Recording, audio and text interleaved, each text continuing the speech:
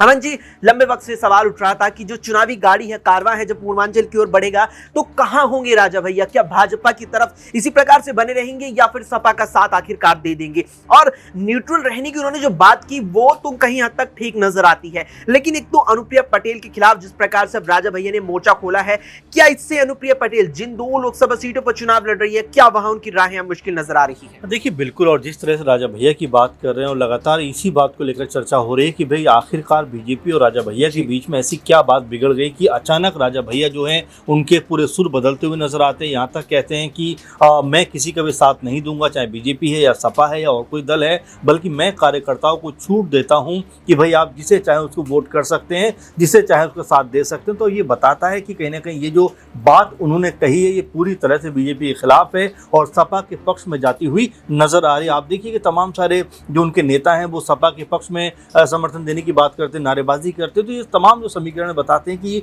पूर्वांचल में जो राजनीति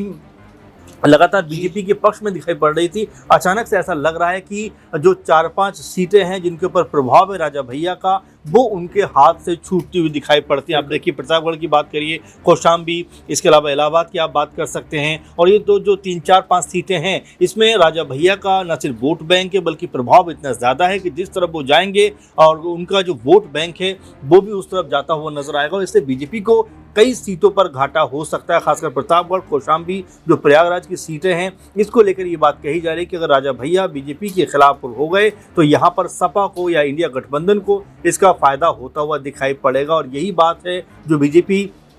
दावे कर रही थी कि हम 80 की 80 सीटों पर इस बार उत्तर प्रदेश के अंदर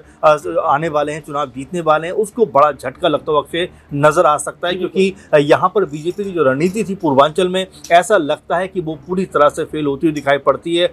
जिस तरह से हमने देखा कि राजा भैया को नहीं मना पाए और राजा भैया के साथ में जिस तरह से बीजेपी की जो कह सकते हैं अंडरस्टैंडिंग थी, क्योंकि राज्यसभा चुनाव के दौरान हमने देखा कि राजा भैया के पास जो 2-3 विधायक है उन्होंने बीजेपी के पक्ष में मतदान किया। और उसके बाद जब प्रतापगढ़ से बीजेपी ने अपना प्रत्याशी अनाउंस किया तो हर कोई ये देखकर हैरान हुआ कि क्या राजा भैया के साथ में उनकी बेहतर जो